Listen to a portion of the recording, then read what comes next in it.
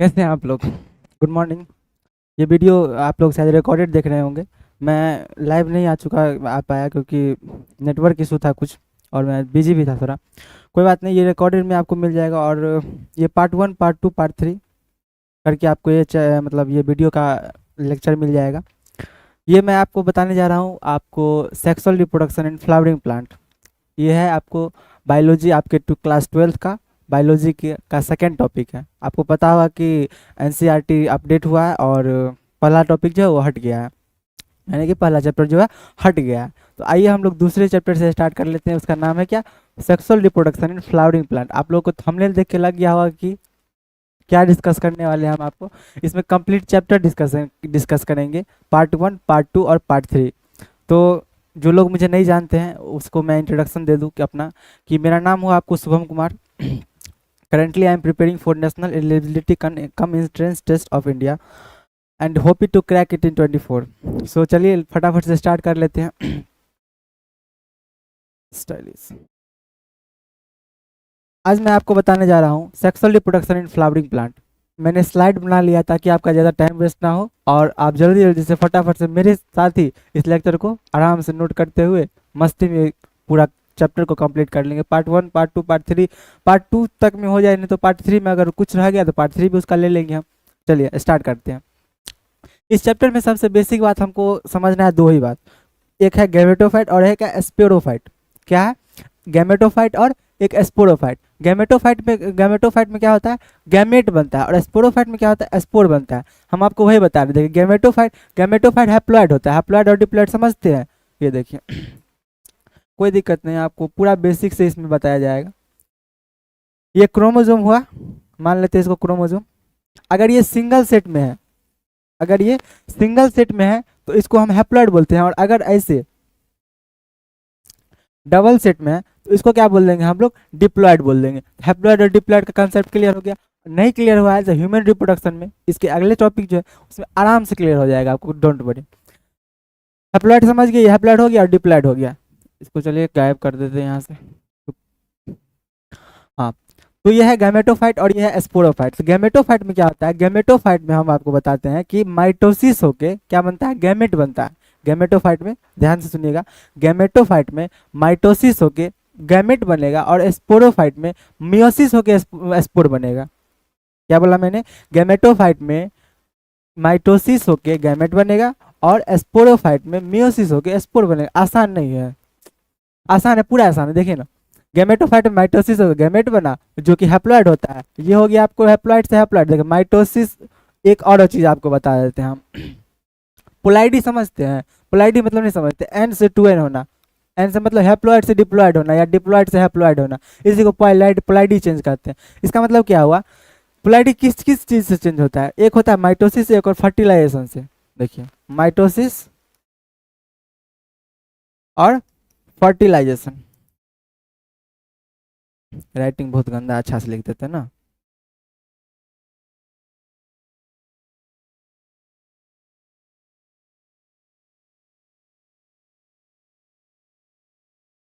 इस दोनों चीज से आपको पोलैरिटी चेंज होगा, मतलब एन से टू एन, इसी दोनों के कारण होगा। अगर मियोसिस हो रहा है तो वो एन से टू एन होगा आराम से। अगर मियोसिस हो रहा है तो वो टू से, मतलब एन है कोई गैमेट तो टू एन हो जाएगा। और अगर मतलब माइटोसिस हो रहा है तो एन से एन ही रहेगा। समझ गए? बस इतना ही बात को समझना है। हम वही बात आपको लिखा है, गैमेटोफाइट में माइटोसिस हुआ तो गैमेट बना, मतलब एन था तो ये एन ही रह जाएगा। समझे? और स्पोरोफाइट में मियोसिस होकर स्पोर बने, उससे उस पे आ रहा हूँ मैं। स्पोरोफाइट में मियोसिस होकर स्पोर बना और गैमेटोफाइट में माइटोसिस होकर गैमेट बना। इतना बात समझिए, बस आराम से क्लियर हो गया आपको। अब देखिए ये गैमेट है। गैमेट में आपको पता है कि मेल गैमेट होता है या फीमेल गैमेट होता है, उसमें फर्टिलाइजेशन होता है। अरे भाई, ओवम और स्पर्म का अथी होता है ना, फर्टिलाइजेशन होता है। फर्टिलाइजेशन बनकर जाइगोट बना। जाइगोट क्या है? टू एन, मतलब कि डिप्लॉयड है। अब देखिए बताए थे आपको, पोलैरिटी यहाँ एन है, यहाँ टू एन। पोलैरिटी चेंज हुआ, इसका मतलब क्या? फर्टिलाइजेशन। फर्टिलाइजेशन बताए थे आपको, पोलैरिटी सिर्फ मतलब फर्टिलाइजेशन और माइटोसिस से चेंज होता है। माइटोसिस हुआ, सॉरी, हाँ, माइटोसिस हुआ, सॉरी फर्टिलाइजेशन हुआ, इसलिए एन से क्या हो गया? Two N. समझ गए? अब जाइगोट है, जाइगोट में माइटोसिस होगा, क्या होता है? स्पोरोफाइट, मतलब स्पोर बन जाता है उसमें। समझ गए? माइटोसिस हुआ, उसमें स्पोर बन गया। अब देख माइटोसिस टू एन है तो टू एन, बस। समझ गए? और स्पोरोफाइट में यही बताया आपको, स्पोरोफाइट में मियोसिस होकर 2n बन जाए, सॉरी मियोसिस होके स्पोर बन जाएगा और इसमें स्पोर में फिर से माइटोसिस होकर गैमेट, ऐसा ये जो साइकिल है ना चलते रहता है। इतना बात अगर आप समझ गए तो इस चैप्टर का पूरा कंसेप्ट आपको क्लियर है। सही बता रहे हैं। ये देखिए मैंने आपके साइड में लिखी भी दिया था, एन मतलब हैप्लॉइड होता है और 2n मतलब डिप्लॉइड होता है। अगर किसी को नहीं जानता तो ये खैर ये बेसिक बात है, पता ही होगा सबको। चलिए बहुत सारा स्लाइड बना के आपके लिए लाया हूँ मैं टाइम लगा था भाई, 1 घंटा लगा बनाने में। चलिए कोई बात नहीं। इस चैप्टर में हम पढ़ने वाले क्या है, आप स्टेप्स इसके इस चैप्टर की तरफ हम कैसे मूव करेंगे। पहला है आपको अगर कोई भी चीज़ होती है, मतलब कोई भी चीज़ क्या होती है कि अगर कोई भी चैप्टर हम अगर पढ़ते हैं तो उसका क्या भूमिका रहता है उसको सबसे पहले समझ लेना जरूरी रहता है, क्योंकि तभी हम मतलब माइंड में रहता है कि हम किस दिशा में जा रहे हैं। नहीं तो हम मतलब हमको पता ही नहीं, ये आपको एग्जाम्पल देते हैं, घर से आपको दरभंगा जाना है, पता ही नहीं है रास्ता कैसे, तो आप जा पाइएगा नहीं, नहीं जा पाइएगा। इसीलिए हमको बता रहे हैं कि चैप्टर का ओवरव्यू लेना पहले जरूरी है। तो क्या होता है आपको इसमें मतलब इसमें क्या होगा, प्री फर्टिलाइजेशन होगा, फर्टिलाइजेशन होगा और पोस्ट फर्टिलाइजेशन इवेंट होगा। अगर आप ह्यूमन रिप्रोडक्शन पढ़े होंगे तो इसमें भी यही बात होता है, pre fertilization change, post fertilization change और फर्टिलाइजेशन चेंज। प्री फर्टिलाइजेशन मतलब फर्टिलाइजेशन से पहले क्या होता है, क्या क्या पढ़ेंगे हम, स्टामन के बारे में पढ़ लेंगे, इसमें माइक्रोस्पोरोजेनेसिस, बोर्ड का VVI क्वेश्चन, माइक्रोस्पोरोजेनेसिस के बारे में पढ़ लेंगे, पिस्टिल का स्ट्रक्चर पढ़ लेंगे, पोलिनेशन पढ़ लेंगे, इसमें पोलन पिस्टिल इंटरेक्शन पढ़ लेंगे। यानी कहने का मतलब कि प्री फर्टिलाइजेशन इवेंट में आपको इतना बात आता है। फर्टिलाइजेशन मतलब क्या हुआ, गैमेट्स का आपस में मिलना, उसी को सिनगैमी बोलते हैं, फर्टिलाइजेशन को सिनगैमी बोलते हैं, पता होगा आपको, सिनगैमी फर्टिलाइजेशन। और ट्रिपल फ्यूजन, ट्रिपल फ्यूजन एक अलग सा टॉपिक है, इस चैप्टर में हम आपको डिटेल में बता देंगे उसको। कोई ट्रिपल फ्यूजन मतलब देखते रहते कन्फ्यूजन होते रहता है, कोई बात नहीं, आराम से इसको समझेंगे। ट्रिपल फ्यूजन और पोस्ट फर्टिलाइजेशन चेंज है, इसमें एम्ब्रायोलिक डेवलपमेंट पढ़ेंगे, सीड के बारे में पढ़ेंगे, फ्रूट के बारे में पढ़ेंगे, एम्ब्रायो के बारे में पढ़ेंगे, बस यही सब पढ़ना है। तो आप स्क्रीनशॉट ले, अरे पिछला वाला का नहीं लिए थे क्या, इसका भी ले लीजिए स्क्रीनशॉट, ले लिए, चलिए इसका ले लीजिए। नेक्स्ट की तरफ चले, चलिए अब आते हैं सबसे पहला जो टॉपिक आता है इस चैप्टर में, वो आता है स्ट्रक्चर ऑफ स्टामेन। स्टामेन किसको कहते हैं, आराम से समझते हैं। स्ट्रक्चर ऑफ स्टामेन, स्टामेन ये हो गया आपको, ये जो पूरा फिगर दिख रहा है ना, ये आपको स्टामेन हुआ, this one is stamen, stamen हो गया। स्टामेन में 2 पार्ट होता है, स्टामेन में कितना पार्ट होता है, स्टामेन में 2 पार्ट होता है, कौन कौन, एंथर फिलामेंट, कौन कौन, एंथर फिलामेंट, जोर जोर से बोलिएगा नहीं, हम अगर मतलब ऑफलाइन क्लास रहता है ना तो जोर जोर से बुलवाया जाता है लड़का सबको, क्या ताकि क्लास में ही उसको याद हो जाए। हाँ हम आपको ये भी गारंटी दे रहे हैं कि क्लास में ही अगर आप अच्छे से इस वीडियो को देखते हैं, अच्छे से लेक्चर को देखते हैं, ऐसे नहीं कि मतलब वीडियो चल रहा है आप सोए हुए हैं ऐसे करके देख रहे हैं ना, ऐसे नहीं। अगर आप मतलब ईमानदारी पूर्वक इस वीडियो को देख रहे हैं तो आधा से बेसी बात मतलब 75% आपको क्लास में याद हो जाएगा, गारंटी लेते हैं आप, समझ गए।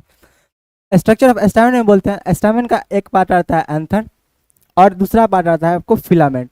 एंथर मतलब देखिए, एंथर में 2 लोब होता है, आपको बताएंगे आगे, ये हो गया एक एंथर और ये आपको फिलामेंट, मान लीजिए पूरा, वाह क्या स्ट्रक्चर बन गया ना। यही है आपको स्टामेन, दिख रहा है, दिख रहा है क्या, हाँ दिख रहा है, आराम से दिख रहा है। ये हो गया आपको स्टामेन, 1 लोब, ये 2 लोब, और ये जो आपको ये फिलामेंट हो गया, फिलामेंट हो गया। एंथर के, सॉरी आप पहले देख लेते हैं फिलामेंट क्या होता है। फिलामेंट एक ऐसा स्ट्रक्चर होता है, देख सकते हैं आप, ये हो गया आपको फिलामेंट।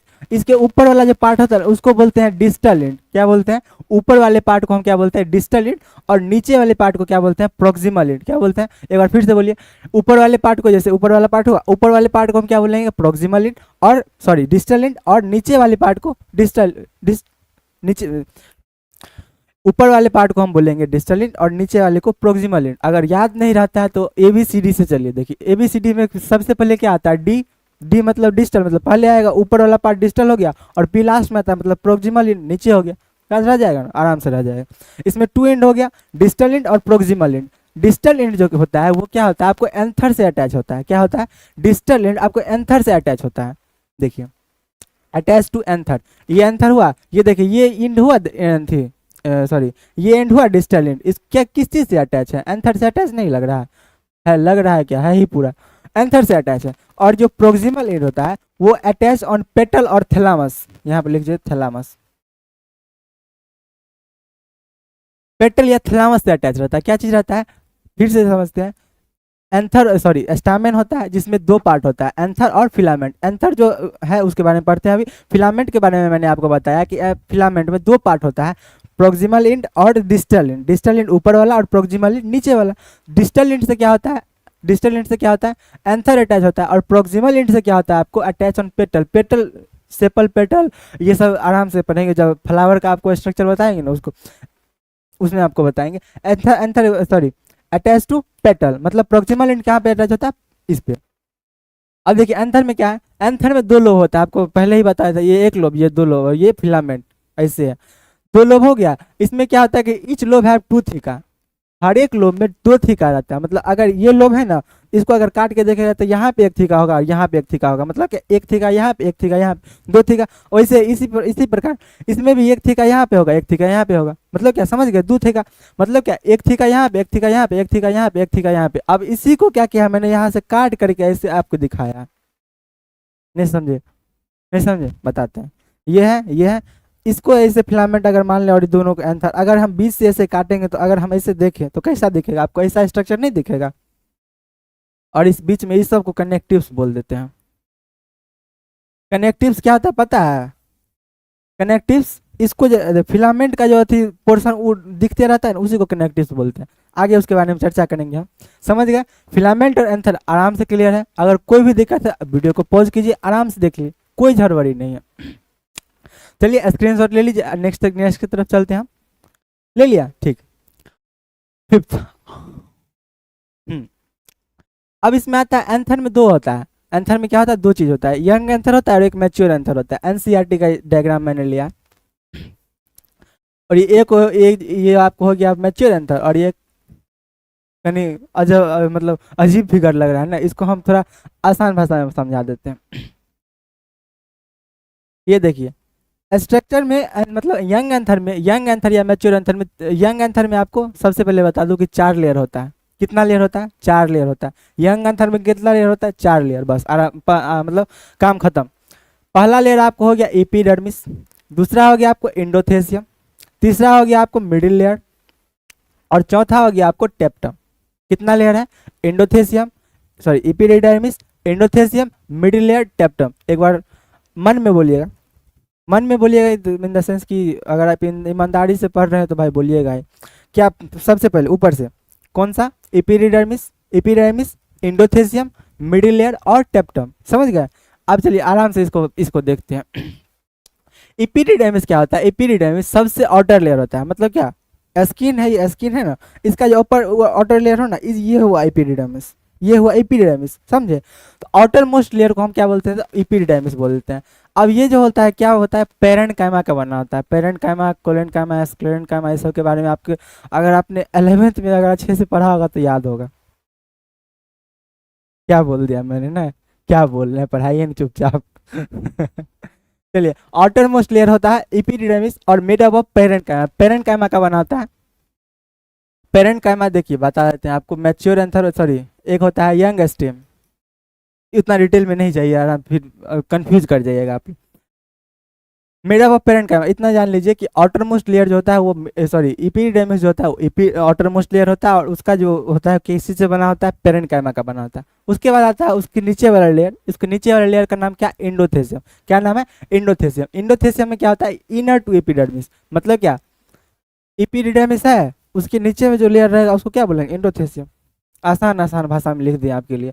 अब देखिए ये होता है ना, इस पे एंडोथेसियम में सेलुलोज का थिकनिंग होता है। अब बताइए, बोलिए कहाँ पे सेलुलोज का थिकनिंग होता है, सेलुलोज का थिकनिंग होता है आपको रेडियल और प्रोक्सिमल एंड पे। सॉरी रेडियल, देखिए अगर ये ऐसे है ना, अगर जैसे हम आपको बताते हैं, कुछ क्लियर ही कर देते हैं क्या।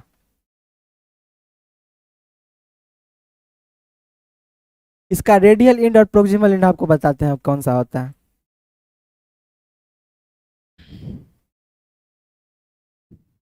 देखिए ये हो गया आपको रेडियल इंड और ये हो गया प्रोक्सिमल इंड। इसमें क्या होता है ना कि सेलुलोज का थिकनिंग होता है, कहाँ कहाँ पे होता है, रेडियल और इनर टेंजेंशियल वाल पे, रेडियल और इनर टेंजेंशियल वाल पे। हम जानते थे कि कंफ्यूज हो जाएगा बहुत ज़्यादा बच्चा, इसीलिए हम नहीं लिखे थे इस बात को। यहाँ पे होता है अगर याद नहीं रहता तो बस इतना याद रखिए आप, सेलुलोज का थिक नहीं होता है कहाँ पे, अगर याद रह सके तो कहाँ पे होता है, रेडियल और इनर टेंजेंशियल वॉल पे होता है। चलिए next, middle layer. Middle layer क्या करता है कि टेप्टम को न्यूट्रिशन पास करता है। अब है अगर कोई काम करता है, अगर इसमें चारों में से अगर सबसे ज़्यादा कोई काम करता है तो टेप्टम करता है। अगर कोई आप कोई काम करते हैं, एनर्जी नहीं रहेगा, काम कर पाइएगा नहीं कर पाइएगा, ये काम होगा नहीं, कैसे होगा। एपिडिडाइमिस क्या, सॉरी मिडिल लेयर क्या करता है कि न्यूट्रिशन पास करता है किसको, टेप्टम को, समझ गए। तो व्हाट इज मिडिल लेयर। अब इसके इसमें 5 नंबर का क्वेश्चन आपको बनेगा, हम बताते हैं, पहले एक्सप्लेन कर देते हैं इसको। मिडिल लेयर क्या हो गया, पास न्यूट्रिशन टू टेप्टम, समझ गए।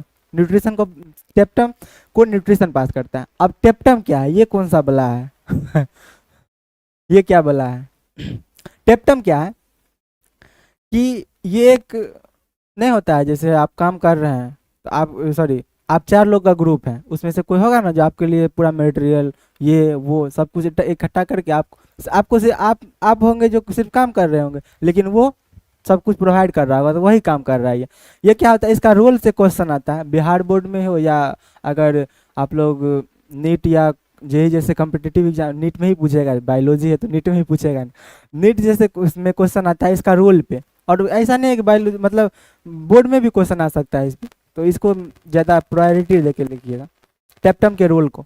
पहला क्या है कि provide nutrition to developing pollen. Pollen grain क्या होता है, आगे आते आते आपको समझ में आ जाएगा। डेवलपिंग पोलैंड जो होता है उसको nutrition, sorry provide nutrition to developing pollen. Developing pollen जो होता है उसको न्यूट्रिशन पास करते रहता है। भाई तुम बढ़ रहा है न्यूट्रिशन लेते रहो, बढ़ रहे हो न्यूट्रिशन लेते रहो। क्या हो गया आपको, provide nutrition to the developing pollen. Developing pollen को न्यूट्रिशन प्रोवाइड करता है। दूसरा है कि रिलीज कैलोज, ये आपको अगर मेरा कोई वीडियो पिछला देखे होंगे तो उसमें भी बताया था मैंने, यही क्वेश्चन पूछा था मैंने कि कैलोज एक एंजाइम होता है जो आउटर लेयर ऑफ इपिड, मतलब क्या जो जैसे ये है ना पीएमसी है, पीएमसी क्या है, पोलैंड मदर सेल, इसको बताते हैं हम आगे आपको। इस पे एक लेयर रहता है कैलोज का, ये एक लेयर है कैलोज का। कैलोज का लेयर होता है ना, और टेप्टम क्या करता है कि एक कैलेज एंजाइम को रिलीज करता है। कौन सा क्या करता है, कैलेज एंजाइम को रिलीज करता है, जो इस कैलोज लेयर को ब्रेक करने में मदद करता है ताकि पोलन ग्रेन आसानी से बाहर आ सके। क्या बोला मैंने, फिर से सुनिएगा। टेप्टम क्या करता है कि एक कैलेज एंजाइम को रिलीज करता है जो कैलोज लेयर को ब्रेक करने में मदद करता है। समझ गए, आसानी से, आराम से, सब आसान ही है।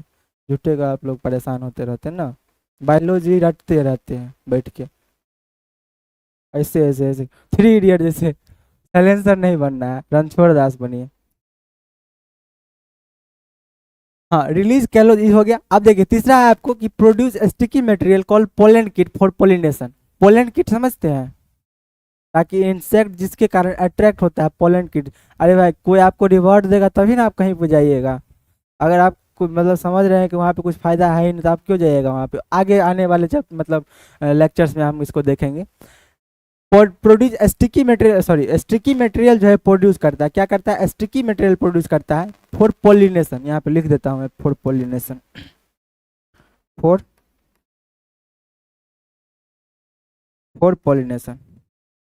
समझ गया, क्या करता है पोलिनेशन के लिए ये एरिथी रिलीज करता है। अब देखिए टेप्टम का ये स्ट्रक्चर है आपको। टेप्टम का जो स्ट्रक्चर होता है ना, वो बाय और मल्टी न्यूक्लिएटेड हो सकता है। बाय और मल्टी न्यूक्लिएटेड मतलब एक न्यूक्लियस में हो सकता है या डबल न्यूक्लियस में हो सकता है।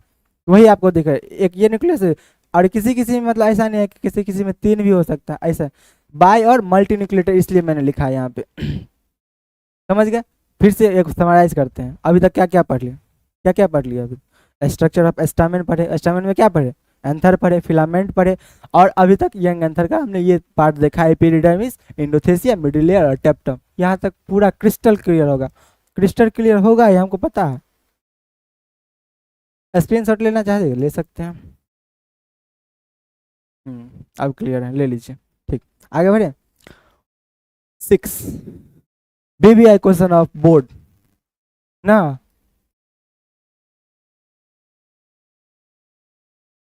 माइक्रोस्पोरोजेनेसिस दिख रहा है कि नहीं दिख रहा है, हाँ दिख रहा है। माइक्रोस्पोरोजेनेसिस क्या है, माइक्रोस्पोरोजेनेसिस क्या होता है, माइक्रोस्पोरेजेनेसिस क्या होता है, यही होता है। क्या होता है, the process of development of 4 haploid cell from a by the process of meiosis.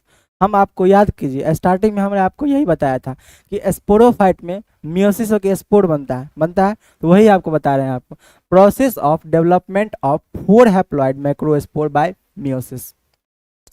क्या होता है ना कि एक पोलन मदर सेल होता है, यहाँ पे देखिए पूरा बता ही देते हैं। ये आपको बताए थे यंग एंथर का, याद है कुछ, अभी अभी बताया।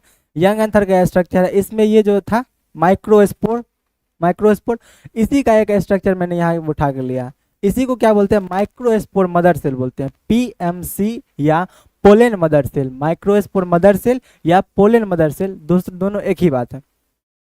ये क्या होता है ना, आपको डिप्लॉयड होता है, 2n का मतलब डिप्लॉयड, कहीं भी अगर 2n दिखे ना बस समझ जाइए डिप्लॉयड आराम से। 2n पीएमसी क्या होता है, पोलेन मदर सेल जो डिप्लॉयड होता है, और इसमें क्या होता है कि इसमें मियोसिस होता है, मियोसिस होगा और क्या बनाता है, 4 हैप्लॉइड सेल बनाता है, चार हैप्लॉइड स्ट्रक्चर को बनाता है। कौन बनाता है, मियोसिस से कौन बनाता है, PMC mother cell. Pollen mother cell से मियोसिस होके 4 हैप्लॉइड सेल बनते हैं।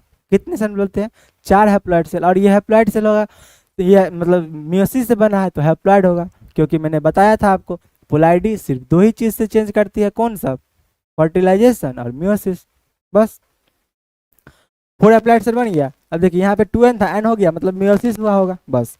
अब नोट में यह क्या लिखा है कि each PMC can give 4 haploid cell, क्या कर सकता है, ईच पीएमसी, अरे भाई वही तो बात हुआ, पीएमसी 4 को मदर से लोल को मतलब लोल बात लिख दिए ना, वैसे इंपॉर्टेंट बात सब है। Note each diploid cell can undergo meiosis to form PMC. अब डिप्लॉयड सेल आपको बताया था मैंने, ईच डिप्लॉयड सेल मतलब क्या, देखिए बताते हैं।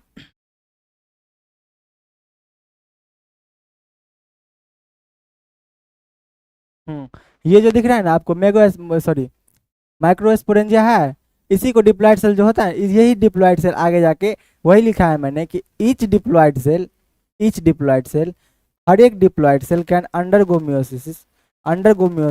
हर एक डिप्लॉयड सेल में मियोसिस हो सकता है और वो क्या बना सकता है, पोलेन मदर सेल बना सकता है। हर एक, फिर से सुनिए, हर एक क्या क्या बोलते हैं मैंने, हर एक डिप्लॉयड सेल में मियोसिस होके पोलेन मदर सेल वो बना सकता है, और पोलेन मदर सेल में फर्दर मियोसिस होके 4 हैप्लॉइड सेल बना सकते हैं। क्रिस्टल क्लियर, स्क्रीनशॉट लेना चाहते हैं ले लीजिए, ले लिया, ठीक। 7, अब मतलब बहुत आदमी को क्या, हाँ बहुत टीचर सबको देखते रहते हैं कि मेल गैमेटोफाइट, सॉरी अगर पूछिएगा ना कि मतलब पोलन ग्रेन क्या होता है तो बोलेगा मेल गैमेट, लेकिन अक्सर में क्या होता है, male gametophyte. What is pollen grain, male gametophyte, not not male gamete, male gametophyte. आप लोग पढ़े लिखे लोग हैं। पोलन ग्रेन क्या होता है, मेल गैमेटोफाइट। अब समझते हैं कि ये मेल गैमेटोफाइट आखिर बनता कैसे है। देखिए यहीं पे मैंने बताया था आपको 4 हैप्लॉइड सेल बनता है, कौन सा, ये वाला 4 हैप्लॉइड सेल बना था यहाँ पे। अब इसी को हम आगे बढ़ाते हैं। 4 हैप्लॉइड सेल बना, इसमें से किसी एक स्ट्रक्चर को पकड़िए, इस स्ट्रक्चर को मैंने पकड़ लिया, और देखिए क्या होता है, इसमें क्या हुआ, ये एक पोलन मदर सेल है, सॉरी ये एक माइक्रोस्पोर है। इसमें क्या होगा कि वैक्यूल पहले आता है, सबसे पहले क्या आता है, एक साइड में वैक्यूल आता है, ये वैक्यूल दिख रहा है, वैक्यूल के आउटर कवरिंग को क्या बोलते हैं, इजीएस्ट क्वेश्चन, टोनोप्लास्ट। वैक्यूल आता है और क्या होता है, वैक्यूल आने के बाद इसमें एसिमेट्रिक स्पिंडल फाइबर का फॉर्मेशन होता है। क्या होता है, एसिमेट्रिक स्पिंडल फाइबर का फॉर्मेशन होता है। एसिमेट्रिक स्पिंडल फाइबर कहने का मतलब, इन शॉर्ट समझा दे आपको, देखिए अगर स्पिंडल फाइबर ऐसे बना, कैसे, यहाँ से लेकर के ऐसे ऐसे ऐसे ऐसे ऐसे, तो ये क्या करता है, अगर फर्दर माइट होती मतलब इसमें अगर जो खींचते रहता है उसके बाद क्या बन जाता है, एक्स्ट्रा स्ट्रक्चर बन जाएगा, यहाँ पे आ गया कुछ, और ये फर्दर डिवाइड करके 2 स्ट्रक्चर ऐसा बन जाता है। मतलब क्या, इक्वल अमाउंट में ऊपर जाएगा और नीचे जाएगा। लेकिन इस कंडीशन में क्या हो रहा है कि एसिमेट्रिक स्पिंडल बन रहा है, जिसके कारण क्या हो जाता है, एक छोटा सेल बन जाता है और एक बड़ा सेल बन जाता है। जो बड़ा सेल बन जाता है उसको वेजिटेटिव सेल बोल देते हैं, और जो छोटा सेल रहता है उसको जेनरेटिव सेल बोल देते हैं। देखिए ये तो आपको जनरेटिव सेल हो गया, और वो जो ऊपर में है वो वेजिटेटिव सेल हो गया। अब जनरेटिव सेल क्या होता है कि ये स्पिंडल शेप का होता है, ऐसा, सॉरी मैंने गलत बना दिया, ऐसे होता है, कोई बात नहीं आप समझ जाएगा, आगे लिखा हुआ। ये स्पिंडल शेप का होता है जनरेटिव सेल, और ये वेजिटेटिव सेल जो होता है वो बड़ा होता है in compare to generative cell. अब इसमें क्या होगा कि जनरेटिव सेल में 2 मेल गैमेट बनेगा, 2 मेल गैमेट बनेगा जनरेटिव सेल में, 2 मेल गैमेट बनेगा, और फर्दर यही जनरेटिव सेल क्या बनाता है ना, मेल गैमेट बनाता है, मतलब क्या, पोलन ग्रेन बनाएगा। समझ गए? हाँ तो ये देखिए 2 मेल गैमेट। अब इसी को 3 सेल स्टेज बोल देते हैं। एक सेल ये, एक सेल ये, एक सेल ये, 3 सेल स्टेज हुआ, मतलब 3 गो सेल दिख रहा है, 3 सेल स्टेज हो गया। अब देखिए इसमें क्या आता है, पोलन ग्रेन, यही पोलन ग्रेन आपका हो गया। अब इसी से ऐसे पोलन ग्रेन बन जाएगा। क्या है ये, ऊपर में ये आपको वेजिटेटिव सेल, ये जनरेटिव सेल, VC लिख देते हैं, ये GC vegetative cell, generative cell, और देखिए ये जो ऊपर में एक लेयर आया है उसको बोलते हैं एंटाइन, और ये जो ऊपर में एक लेयर आया है उसको बोलते हैं एक्साइन। एक्साइन क्या होता है, थोड़ा मतलब डिजाइन स्ट्रक्चर होता है वो, क्यों, क्योंकि आसानी से वो मतलब किसी चीज पे फ्लोट कर सके और कहीं भी आसानी से जा सके, वो एक्साइन की मदद से होता है। और जर्मपोर, जर्मपोर क्या होता है कि जहाँ पे एक्साइन इंटाइन से, मतलब जहाँ पे एक्साइन डेवलप नहीं कर पाता है, इंटाइन में ही मर्ज कर जाता है। देख रहे हैं यहाँ पे मर्ज कर गया, जहाँ पे मतलब इसका स्ट्रक्चर ऊपर ना आ पाए उसी को जर्मपोर बोलते हैं। और जर्मपोर से ही पोलन ट्यूब बनता है, आपको आगे पता लगेगा, जर्मपोर से ही पोलन ट्यूब का आगे फर्दर निर्माण होता है। समझ गए? तो ये आपको हो गया पोलन ग्रेन का स्ट्रक्चर। आखिर यही है डेवलपमेंट ऑफ पोलन ग्रेन, इसी के लिए इतना देर से हम कर रहे थे ना। चलिए स्क्रीनशॉट लेना ले लीजिए। चलिए आगे बढ़ते हैं। 8 क्वेश्चन, 8 स्लाइड पे पहुंच गए ना। अब देखिए एक्साइन और इंटाइन, आप लोग का फेवरेट क्वेश्चन बिहार बोर्ड का, डिफ्रेंशिएट करने के लिए कभी कभी 2 नंबर में या 5 नंबर में दिया जाता है, सॉरी 5 नंबर से याद आया, यहाँ पे आपको मैं बताने वाला था 5 नंबर में क्या होता है। देखिए इस क्वेश्चन में अगर बोलेगा ना तो बना देगा, आपको बोलेगा 5 नंबर का एक चीज दे देगा, बोलेगा इसको बताने के लिए कैसे, कि बोल देगा कि draw the structure of young anther, young anther का स्ट्रक्चर बोलेगा ड्रॉ करने के लिए, तो ऐसा बना देंगे। उसके बाद बोलेगा कि explain it's part, epidermis, endothelium, middle layer, टेप्टम को एक्सप्लेन कर दीजिए, उसी को 4 नंबर या 3 नंबर ऐसे बना के दे देगा। क्या कर सकता है इसी में। अब देखिए ये स्माइली मैंने यहाँ पे क्यों बनाया पता है, इसका कुछ पार्ट ना, मतलब कुछ बात जो है उसका मैंने स्लाइड 10 पे रखा है, तो वहाँ पे याद याद आएगा, आपको बता देंगे हम। आते हैं एक्साइन और इंटाइन पे। एक्साइन इंटाइन क्या होता है, एक्साइन होता है आपको स्पोरोफिटिक, मतलब क्या कि स्पोर से रिलेटेड है ये, और इंटाइन क्या है आपको गैमेटोफिटिक, मतलब क्या ये गैमेट से रिलेटेड है। समझ गया? एक्साइन आपको बताया थे, एक्साइन ऐसा स्ट्रक्चर था जो आउटर लेयर हो गया, और इंटाइन एक मतलब इनर टू एक्साइन, मतलब क्या एक्साइन से नीचे था। और डिसकंटिन्यूअस होता है ये, डिसकंटिन्यूअस मतलब बताया था ना मैंने, ऐसे ऐसे स्ट्रक्चर, इसको डिसकंटिन्यूस, अगर कंटिन्यूअस रहता था कैसे रहता, ऐसे डायरेक्ट ऐसे रहता, और डिसकंटिन्यूअस रहता कैसे, ऐसे ऐसे। समझ गए? Discontinuous layer. अभी देखिए ये इनर टू एक्साइन और smooth and continuous layer, intine smooth रहता है और कंटिन्यूअस लेयर रहता है, लेकिन एक्साइन क्या रहता है, डिसकंटिन्यूअस रहता है और ऐसे ऐसे पूरा ढांचा बना हुआ है इसमें। समझ गए? अब देखिए एक्साइन जो होता है, एक्साइन किस चीज से बना होता है, स्पोरोपोलोनिन से बना होता है। किस चीज से बना होता है, स्पोरोपोलोनिन से बना होता है, स्पोरोपोलोनिन से बना होता है। और इंटाइन जो होता है वो किस चीज से बना होता है, पैक्टिन एंड सेलुलोज का। याद रख सकते हैं, पूछ सकता है 1 नंबर में कि exine is made up of, 4 गो ऑप्शन दे देगा, कंफ्यूज कर देगा आपको। Intine what is made up of, 4 गो ऑप्शन देके। तो स्पोरोपोलोनिन से एक्साइन स्पोरोपोलोनिन से बना होता है, और इंटाइन जो है वो पैक्टिन से बना हुआ होता है। समझ गए? और एक्साइन देखिए स्पोरोपोलोनिन से बनने का इसका रीजन है क्या, कि ये रेसिस्टेंट टू टेम्परेचर, टेम्परेचर से रेसिस्टेंट होता है। टेम्परेचर से रेसिस्टेंट इन द सेंस कहने का मतलब क्या हुआ कि ये टेम्परेचर से प्रभावित नहीं होता है, इस पर इफेक्ट मतलब टेम्परेचर का उस पर इफेक्ट नहीं पड़ता। क्यों? क्योंकि पोलन ग्रेन है उस पर टेम्परेचर दीजिएगा सूख जाएगा, मर जाएगा, मतलब खत्म हो जाएगा। इसीलिए एक्साइन जो होता है वो रेसिस्टेंट होता है हर चीज़ से, ह्यूमिडिटी, टेम्परेचर, सब चीज़ से। अल्कलाइन मतलब एसिड पे भी वो कुछ नहीं होगा, उतना ज़्यादा अथी रहता है इसका। इंजाइम, कोई भी इंजाइम से भी अथी नहीं होगा।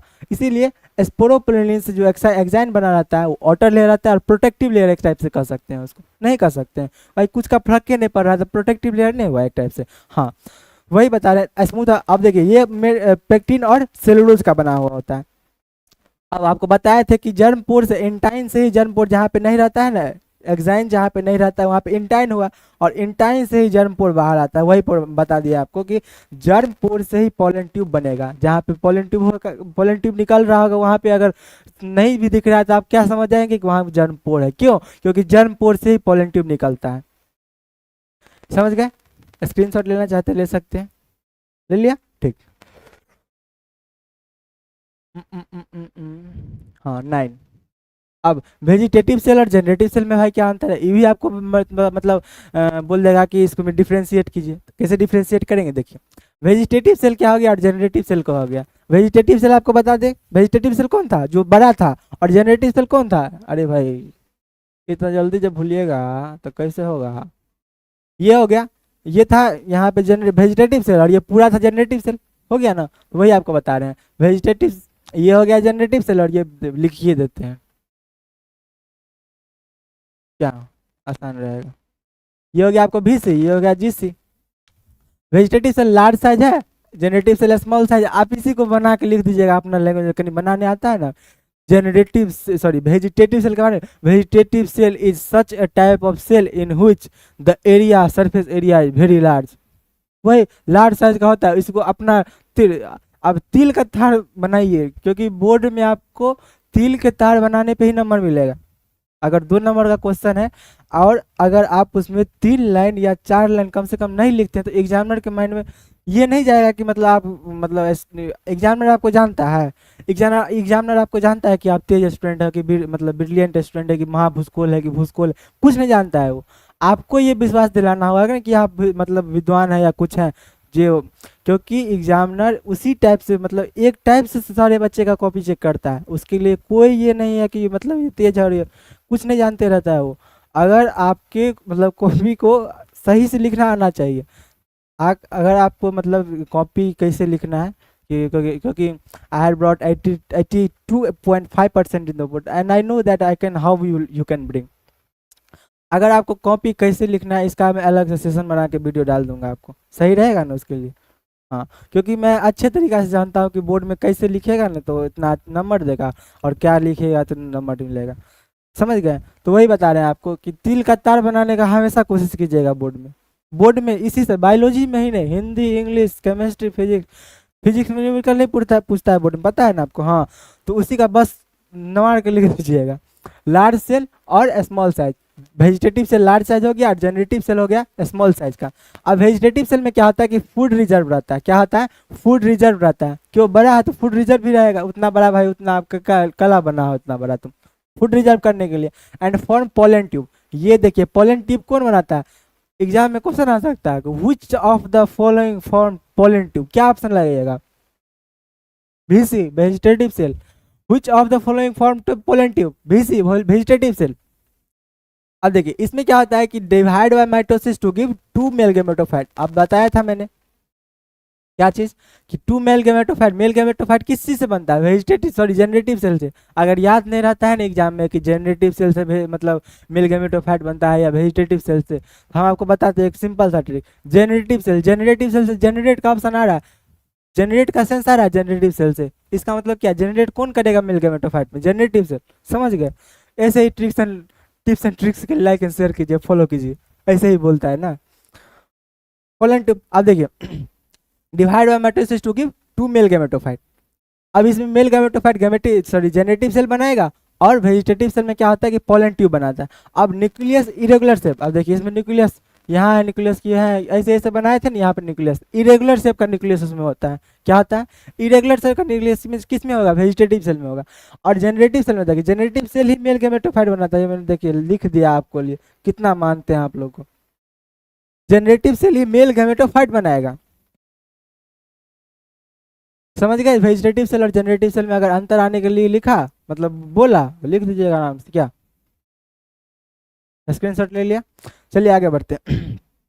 10 याद कीजिए, याद करो वो दिन वो दिन नहीं, अभी का टाइम। स्माइली बनाया था, हमको बताया था कि मतलब बताएंगे 10th स्लाइड पे। यंग एंथर में क्या होता है कि ऑल 4 लेयर प्रेजेंट होता है। कौन कौन? इपिडिडाइमिस, इंडोथेसिया, मिडिल लेयर और टेप्टम चारों प्रेजेंट होगा। कौन कौन, किस में, यंग एंथर में। यंग एंथर में क्या क्या होगा, यंग एंथर में चारों प्रेजेंट होगा, समझिए आराम से। यंग एंथर में क्या होगा, यंग एंथर में चारों प्रेजेंट होगा, इपिडिडाइमिस, इंडोथेसिया, मिडिल लेयर और टेप्टम चारों के चारों प्रेजेंट रहते हैं मतलब यंग एंथर में। और मैच्योर एंथर में क्या रहता है कि टेप्टम और में जो मिडिल लेयर रहता है वो डीजेनरेट कर जाते हैं। क्या कर जाते हैं, मिडिल लेयर और टेप्टम जो होता है डीजेनरेट कर जाते हैं। वही बताया आपको, टू लेयर प्रेजेंट, कौन कौन प्रेजेंट रहता है इसमें, एक इपिडेमिस हो गया और एक इंडोथेसियम प्रेजेंट रहता है सिर्फ। समझ गए, आपका नोट्स गंदा ना हो इसलिए हम पूरा हटा देते हैं। हाँ, अब देखिए, अब एक एनसीईआरटी का लाइन जहाँ से अक्सर क्वेश्चन पूछे जाते हैं कि 60% एंजियोस्पर्म में पोलिनेशन 2 सेल स्टेज में होता है। 60% एंजियोस्पर्म में, एंजियोस्पर्म समझते हैं, अगर आप बायोलॉजी को अच्छे से समझते होंगे, अगर आपने 11th ठीक से पढ़ा होगा तो एक एक चीज़ आपको झलक रहा होगा कि ये एल्गी है, ये ब्रायोफाइट है, ये जिम्नोस्पर्म है, एंजियोस्पर्म है। अगर आप कहीं पे चलते होंगे ना तो प्लांट देखे, जैसे ये प्लांट है तो बोल देंगे एंजियोस्पर्म है, ये प्लांट देखे जिम्नोस्पर्म, ये देखे एल्गी है, ये ब्रायो, ऐसे झलकना चाहिए तब जाके बायोलॉजी पढ़ने का मजा आता है, समझे।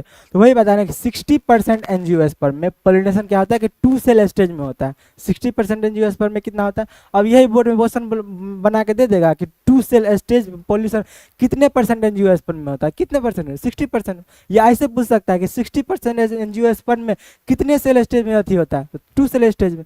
क्वेश्चन कैसे भी घुमा के पूछना है, घूमना नहीं है, क्वेश्चन वाले मतलब बनाने वाले घुमा देना, ऐसे पर आंसर लिखना है।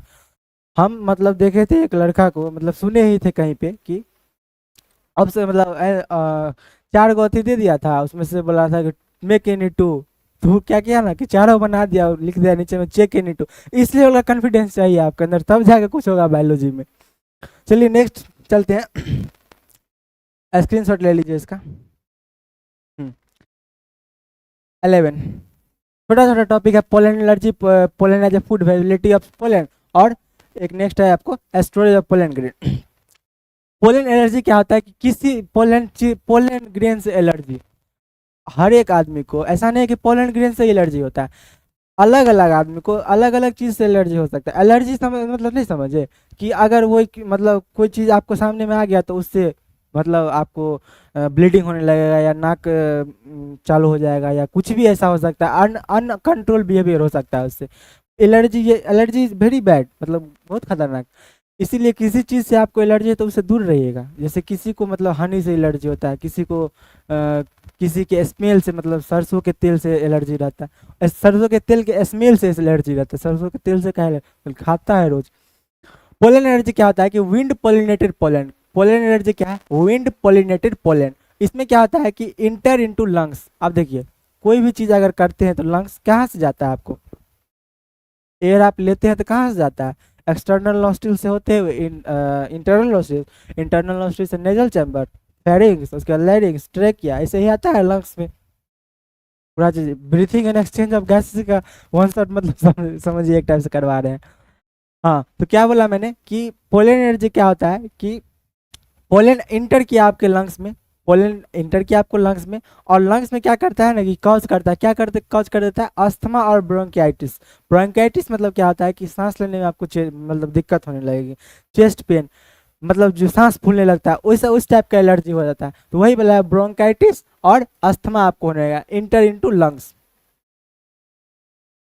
हाँ, और पोलन एज ए फूड, अब क्या होता है कि एथलीट्स, एथलीट्स जानते हैं जो मतलब दौड़ने वाले व्यक्ति सब क्या करते हैं ना कि पोलन को लेते हैं, पोलन को ले लेते हैं, पोलन को टेबलेट को लेते हैं, पोलन टेबलेट क्यों लेते हैं, क्यों, क्योंकि उससे ना हाई पावर एनर्जी उसको मिलता है।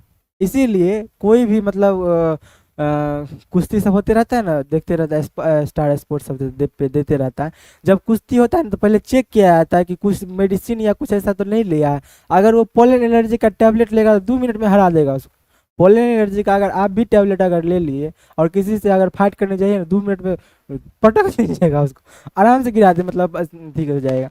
पोलन एज ए फूड वही बोल रहा है, क्रश करके टैबलेट बनाते हैं एथलीट्स के लिए। एथलीट्स कौन होता है, जो दौड़ घुड़सवारी या दौड़ने में जो अथी करता है उसको बोलते हैं, एथलीट्स को दिया जाता है। आराम से एक एक शब्द को तोड़ के लिख दिया मैंने, छोटा छोटा टॉपिक है एनसीईआरटी का, कोई बात नहीं, आराम से कर। हाँ, और पोलन एज ए फूड समझ गए, पोलन एनर्जी समझ गए। अब अवेलेबिलिटी ऑफ पोलन, वो वेबिलिटी ऑफ पोलन क्या होता है कि maximum time up to which pollen can form pollen tube. Pollen tube आपको बताया था जर्म पोर से निकलता है, जर्म पोर से निकलता है। और पोलन ट्यूब मतलब वेबिलिटी ऑफ पोलन का कहने का मतलब क्या हुआ कि मैक्सिमम टाइम कितना समय तक एक पोलन पोलन ट्यूब को बना सकता है।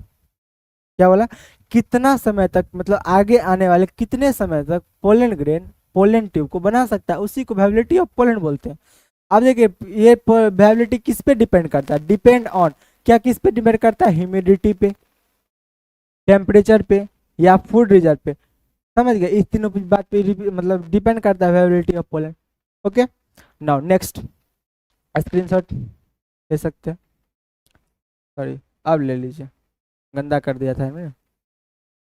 12 स्टोरेज ऑफ पोलन ग्रेन। अब पोलन ग्रेन को किस चीज़ में स्टोर कर सकते हैं, अब जैसे ब्लड है, किसी का A positive, B positive, O B positive, O negative, इसी को किस चीज़ में स्टोर करते हैं, बैंक में, किस चीज़ में, ब्लड बैंक में। इसी तरह से पोलन बैंक होता है। स्टोरेज ऑफ पोलन ग्रेन के लिए क्या होता है, पोलन ग्रेन की स्टोरेज के लिए क्या होता है कि पोलन बैंक होता है। क्या होता है, पोलन बैंक, जिसमें क्या करते हैं कि 196 डिग्री सेल्सियस पे, -196 डिग्री सेल्सियस पे लिक्विड नाइट्रोजन में हम पोलन ग्रेन को स्टोर करके रखते हैं। क्या चीज़ करते हैं, नहीं समझ में आया, -196 डिग्री सेल्सियस पे पोलन ग्रेन को लिक्विड नाइट्रोजन में हम लोग स्टोर करके रखते हैं, ताकि क्यों, क्योंकि ताकि आगे काम आ सके वो, नहीं समझे। Storage of pollen grain, pollen bank में स्टोर करते हैं 196 -196 डिग्री से, माइनस लगा हुआ है यहाँ पे, -196 डिग्री सेल्सियस पे स्टोरेज इन लिक्विड नाइट्रोजन, किस चीज में, लिक्विड नाइट्रोजन में। तो इसी के साथ अब रहने देते क्या, मतलब बड़ा हो जाएगा, देखने आप लोग देखिएगा अभी नहीं। इसी के साथ साथ क्या आप लोगों को बहुत बड़ा वाला थैंक यू, यहाँ तक अपना कीमती समय देने के लिए। अगर वीडियो पसंद आता है तो इस वीडियो को ज़्यादा से ज़्यादा शेयर कीजिए और भी लोगों तक पहुंचाइए, ताकि वो आने वाले 2024 एग्जाम में इस वीडियो के माध्यम से या इस वीडियो की सहायता से कुछ बेहतर कर सके, कुछ बेहतर कर सके इन द सेंस कि अगर वो 0 लेवल पे कम से कम 60% या 70% लेवल पे आ सके, इतना तो भाई गारंटी देते हैं। हम पढ़ाते हैं तो 10% 20% नहीं समझिएगा, 60 to 70% इम्प्रूवमेंट आपको होना तय है। इसीलिए मैंने आपको बोला कि अगर आपको ये वीडियो पसंद आता हो तो ज़्यादा से ज़्यादा लोगों तक शेयर कीजिए, ताकि उन लोगों का भी भला हो जाए, या नहीं भला हो तो वो लोग भी इसमें आके देखें। शेयर कीजिएगा तो भला ही होगा ना भाई। बड़ा वाला थैंक यू। चलिए इस सेशन को एंड करते हैं। इसके पार्ट 2 में हम आपको इसके मतलब पार्ट 2 में structure of pistil, pollination, pollen bank, pollen energy, जितना भी होगा सारा चीज़ डिस्कस कर देंगे। और इसी में क्या चीज़, जितना भी क्वेश्चन बैंक का ऑब्जेक्टिव होगा या सब्जेक्टिव होगा उसका अलग से सेशन ले लेंगे एक, सारा इसी चैप्टर का, सिर्फ ज़्यादा कुछ नहीं, इसी चैप्टर का सिर्फ जितना भी क्वेश्चन PYQ में पूछा गया होगा ना सारा का एक साथ ले लेंगे, और सब्जेक्टिव में जितना पूछा गया होगा उसका एक साथ ले लेंगे। क्या अच्छा रहेगा ना। और अगर आप कोई भी चीज़ एक्स्ट्रा चाहते हैं तो कमेंट कर सकते हैं, उसका वीडियो आपको मिल जाएगा आराम से, कोई दिक्कत नहीं। चलिए थैंक यू।